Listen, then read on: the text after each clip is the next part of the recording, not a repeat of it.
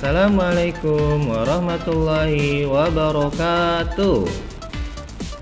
Ya, apa kabar kakak-kakak kelas 2 SD IT Auladi? Alhamdulillah luar biasa, Allahu Akbar. Ya, mudah-mudahan kita semua dalam lindungan Allah Subhanahu wa ta'ala. Amin ya rabbal alamin. Welcome back to Auladi. Ya, kenapa tampilan slide pertama kita hari ini welcome back to Auladi? Karena jing ya, karena insya Allah sebentar lagi kita akan melaksanakan PTM. Apa itu PTM? Pertemuan tatap muka, ya, alias kita akan kembali belajar di sekolah, insya Allah, ya, tapi tetap dengan protokol kesehatan. Oke, yuk kita mulai saja pelajaran bahasa Indonesia kita kali ini dengan sama-sama membaca basmalah. Nah, kakak-kakak yang sholih dan sholihah, hari ini materinya ada rangkuman. Ya, tema 1. Kenapa tema 1?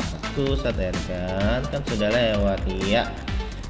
Ya, pelajaran bahasa Indonesia kita sudah tema 2 ya, sudah buku 2B bahkan sudah selesai. Ya, hari ini kita akan merangkum. Saat akan menjelaskan rangkuman materi di tema 1 atau buku 2A hidup rukun, ya, untuk persiapan PTS, ya, insya Allah yang akan dilaksanakan tanggal 20 September. Ya, langsung saja. Yang pertama kita akan mengingat kembali materi tentang keluarga inti dan juga kerabat, ya. Masih ingat kan keluarga inti itu apa? Yap, keluarga inti adalah ayah, bunda, dan anak-anak, ya, termasuk kakak, kemudian adik kalian, ya, kalian, adik kalian ataupun kakak kalian, ya. Jadi ayah, bunda, dan anak-anak itu adalah keluarga inti. Nah, sedangkan kerabat adalah orang-orang yang tinggal di rumah kalian, misalkan kakek dan nenek kalian, ya, atau om dan tante kalian yang tinggal di rumah kalian, yaitu disebut kerabat, ya. Jadi semua orang yang tinggal di rumah disebut anggota keluarga, ya, termasuk kalau ada bibi, ya, yang bantu-bantu bunda kalian di rumah. Kalau tinggal di rumahnya itu juga termasuk ke dalam anggota keluarga. Oke, lanjut. Sekarang kita masuk ke materi kalimat permintaan maaf. Ya, materi kalimat permintaan maaf itu ciri-cirinya ialah dia menggunakan kata maaf. Ya, contoh nih, ada kata-kata atau kalimat, ya, yang masih acak, ya, kata-katanya masih acak, ya. Ada nomor 1, saya, kemudian merusak, maafkan, telah, dan mainan. Nah, bagaimana kata-kata ini, yang kalimat yang masih acak ini disusun menjadi kalimat permintaan maaf, ya. Jadi maafkan saya telah merusak mainanmu. Oke, seperti itu, ya. Yang contoh kedua, terlambat, saya, maaf, minta, karena. Nah, kira-kira susunan kalimat permintaan maafnya yang tepat seperti apa? Ya, saya minta maaf karena terlambat, ya. Yang terakhir, maafkan, mohon, gaduh, saya telah berbuat, ya. Kalimat permohonan maafnya menjadi mohon maafkan saya telah berbuat gaduh, ya. Seperti itu. Jadi setiap kalimatnya ada kata-kata atau kata maaf di dalamnya.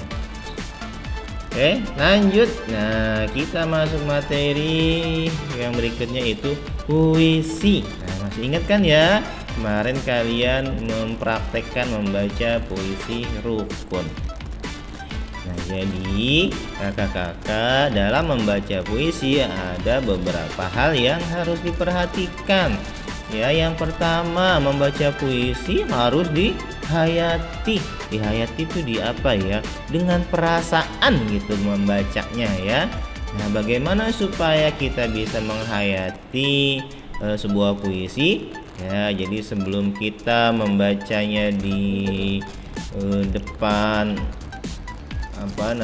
di depan orang gitu ya, kamu harus baca dulu tuh teks puisinya berkali-kali, berulang-ulang ya, supaya kamu paham tentang apa sih puisinya, isinya apa sih.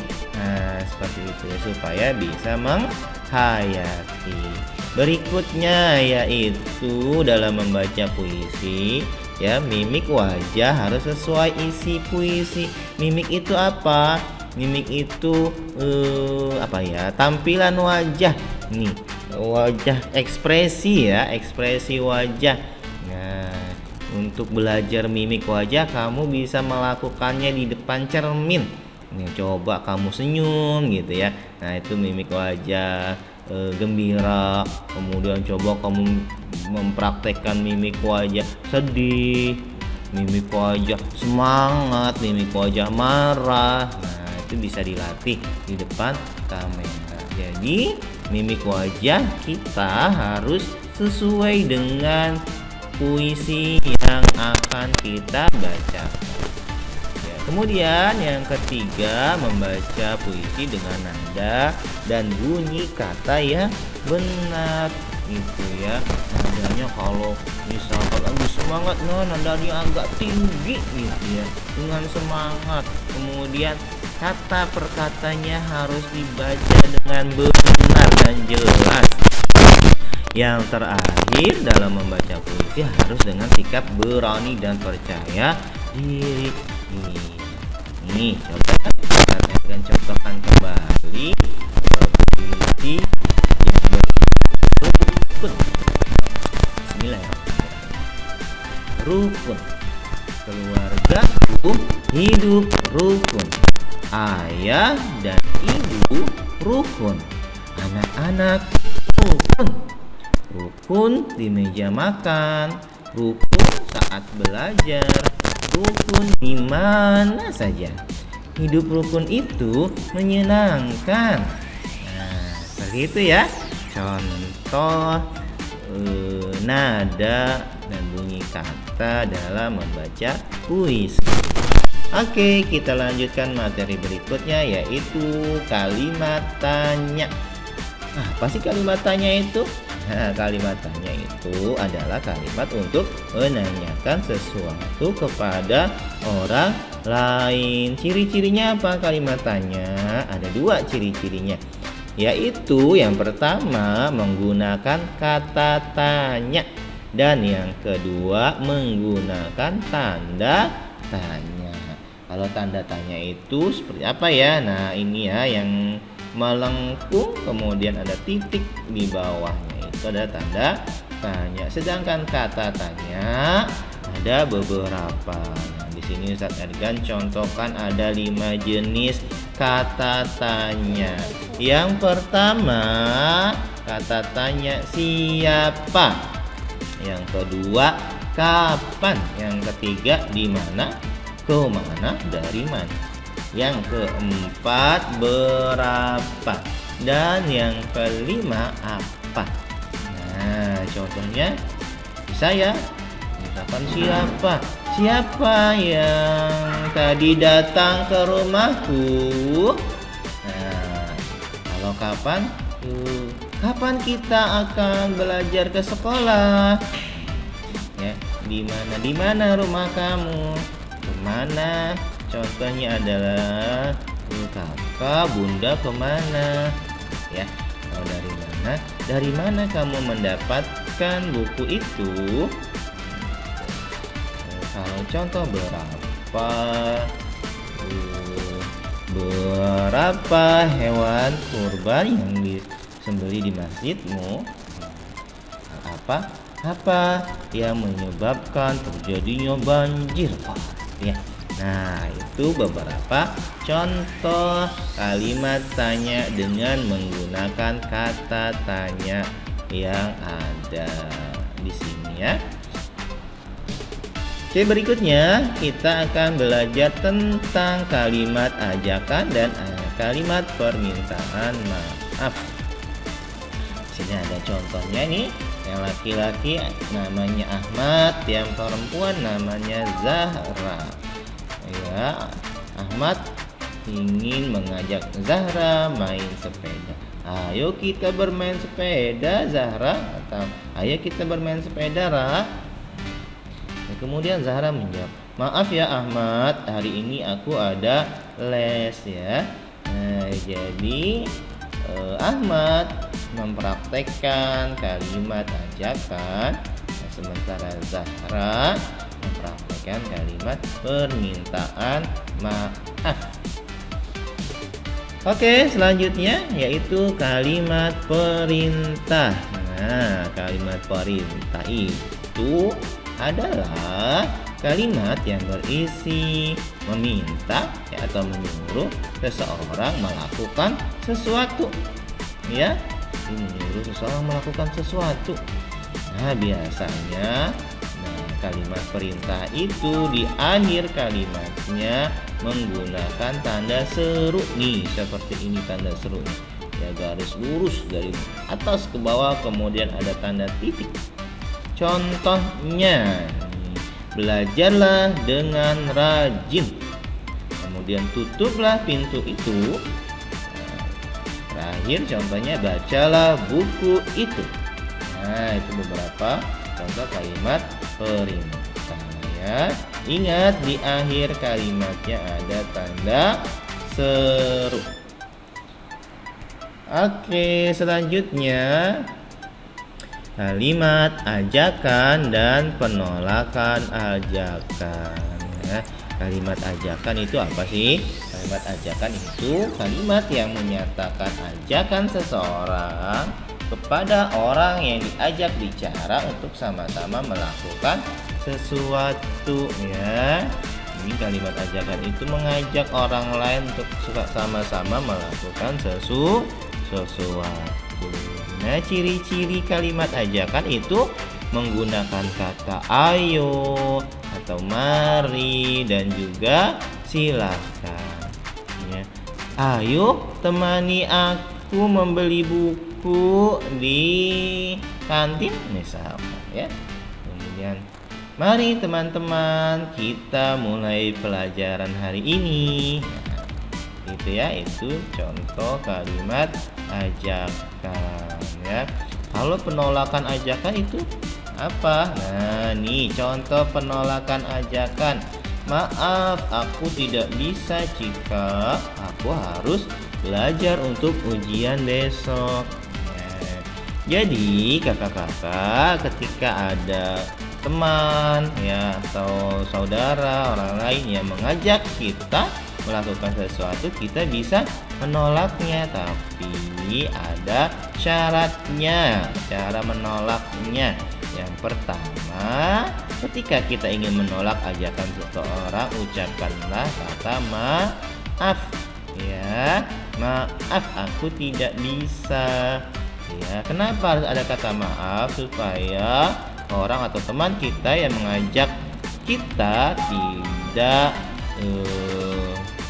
tidak sakit hati, tidak marah gitu ya, karena kita sudah meminta maaf. Dan yang kedua, selain maaf, dijelaskan juga kenapa kita tidak mau ya. Misalkan diajak main sepeda, maaf aku tidak bisa karena aku harus mengaji ke masjid misalkan gitu ya. Jadi dijelaskan kenapa tidak bisa, kenapa kita tidak mau diajak ya, supaya teman yang mengajak kita paham dan mengerti kenapa kita tidak mau bermain misalkan.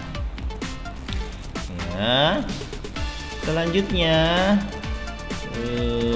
kalimat persetujuan. Ya, tadi ada kalimat ajakan dan penolakan ajakan ya. Jadi kalau kita diajak melakukan sesuatu, kita bisa menolak, bisa juga menyetujuinya. Ya, ini ada dua contoh nih. Yang gambar di atas menolak, yang gambar di bawah menyetujui. Ya, coba kita baca yang atas dulu. Hai Ino, ayo kita bermain sepeda bersama. Hai Desi, maaf aku tidak bisa, aku harus les. Nah, kemudian Desi menjawab lagi ya. Oh baiklah, aku pergi dulu. Iya Desi, selamat bermain. Ya seperti itu ya, kalau kita menolak ajakan teman kita, meminta maaf terlebih dahulu, kemudian dijelaskan kenapa tidak mau diajak bermain. Gitu ya. Nah kemudian yang bawah ini adalah contoh persetujuan dari kalimat ajakan. Ya, ini ada Desi mengajak Andi masuk ke dalam rumah. Selamat datang Andi, mari masuk ke rumahku. Ya, iya Desi, terima kasih. Nah, seperti itu ya. Oke, kakak-kakak, alhamdulillah sudah selesai materi kita hari ini, yaitu tentang atau materi tema 1 ya, buku 1. Insya Allah nanti pekan depan kita akan bahas materi di bahasa Indonesia di buku 2B ya. Terima kasih banyak. Kita tutup dengan hamdalah alhamdulillahirabbil alamin. Assalamualaikum warahmatullahi wabarakatuh.